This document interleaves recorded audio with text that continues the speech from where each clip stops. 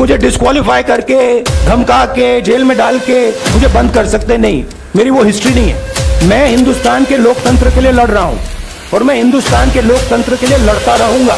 किसी चीज से नहीं डरता हूं, ये सच्चाई है। ये लड़ाई संसद की सदस्यता पा लेने की थी ही नहीं, न ही सत्ता हासिल करने की थी, प्रधानमंत्री का पद हासिल करने के लिए भी नहीं थी। जो लोग देश का सियासी नब्ज जानते हैं वो आपको अक्सर ये कहते हुए मिलेंगे, राहुल को सत्ता की भूख होती तो 2004 में ही भारत सरकार के किसी बड़े मंत्रालय में कैबिनेट मिनिस्टर बन गए होते। 2009 में यूपीए 2 की सरकार में भारत के प्राइम मिनिस्टर बन गए होते। जिस पद के लिए देश को सांप्रदायिक हिंसा की आग में झोंक दिया जाता है, सैनिकों की शहादत हो जाती है, देश में अराजक माहौल बना दिया जाता है, उस पद को राहुल की मां ने 3 बार ठुकराया है। संसदीय दल की बैठक में सर्वसम्मति से चुने जाने के बावजूद प्रधानमंत्री बनने से इनकार किया है।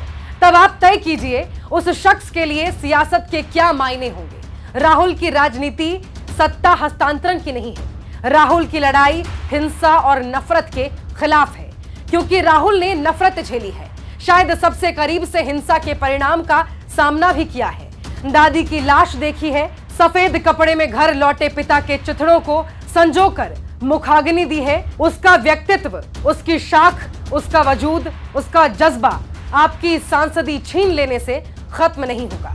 उसका रुतबा, उसकी शोहरत, उसका नाम आपकी हुकूमत से कई गुना बड़ा है।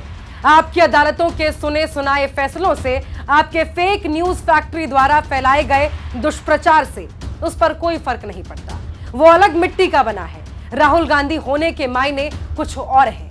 देश ने ये देखा है, एक सफेद टी शर्ट में यात्रा करते हुए, करोल बाग के मैकेनिक्स के बीच, मुखर्जी नगर के छात्रों के बीच, हार्वर्ड में भाषण देते हुए, मछुआरों के साथ गोतेबाजी करते हुए, भारत के गांव, गली, कस्बों में पैदल चलते हुए। राहुल की सियासत आइडिया ऑफ इंडिया का है। राहुल की बुनियाद में देश का सुनहरा अतीत है, नेहरू और गांधी की लेगेसी है, राजीव की ऊर्जा है, सोनिया का समर्पण है। राहुल की सियासत में भारत के उज्जवल भविष्य का विश्वास है, आने वाली पीढ़ी की उम्मीदें हैं, बेबस आंखों का भरोसा है। संसद की सदस्यता रद्द कर देने से वो नहीं झुकेगा, बंगला खाली करवा देने से वो नहीं रुकेगा, वो जेल जाने से नहीं डरता। आपकी हर कूटनीति का जवाब उसके पास है। वो देशवासियों की पीड़ा को समझता है। आप लाख कोशिश कर लीजिए, पूरा जोर लगा लीजिए, वो चट्टान की तरह खड़ा रहेगा। उसका नाम राहुल गांधी है। इस देश में गांधी के आदर्शों पर जीना कभी भी आसान नहीं रहा है। राहुल गांधी ने हमेशा सच की लड़ाई लड़ी है और आगे भी लड़ते रहेंगे।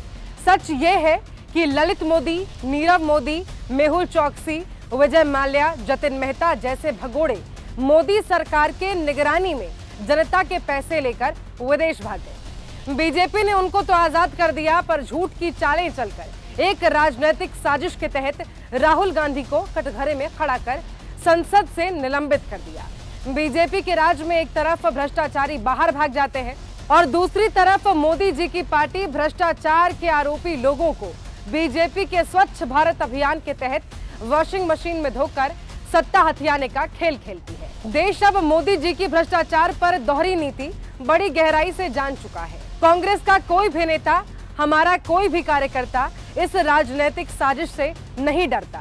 हम राजनीतिक लड़ाई और कानूनी लड़ाई दोनों लड़ेंगे। सत्यमेव जयते।